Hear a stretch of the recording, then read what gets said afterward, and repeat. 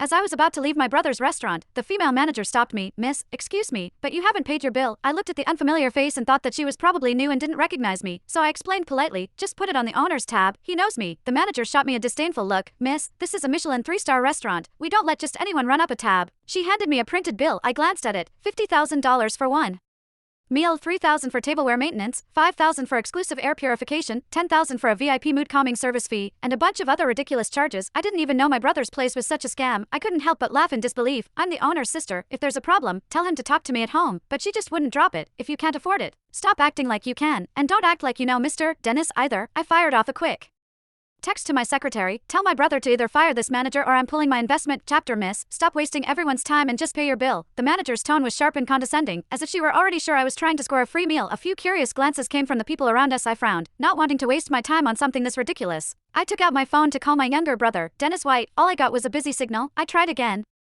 but still nothing. It was a workday. What could that brat possibly be doing? I put my phone away and looked at the pushy woman right in the eye as I repeated myself, word for word. I'll say it one more time. My name is Teresa White. I'm Dennis's older sister. If you can't reach him, just check his account. My photo and information are all linked to his card. I thought that was the most direct and effective way to settle things. However, upon hearing my name, the manager didn't even bother to check.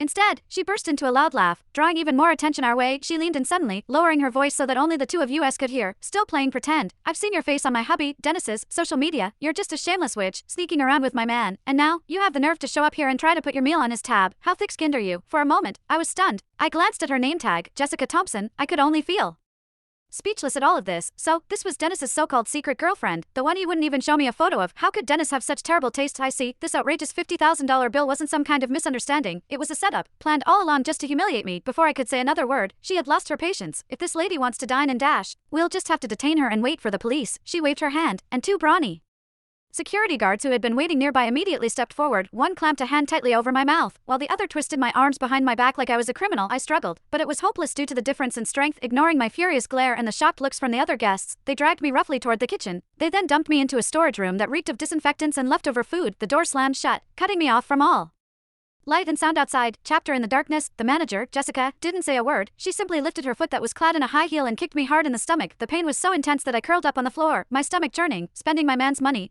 Trying to seduce him, she screamed, her voice tinted by jealousy and rage. Standing over me, she ordered the two guards and said, beat her up and don't hold back. The two security guards were clearly on her side.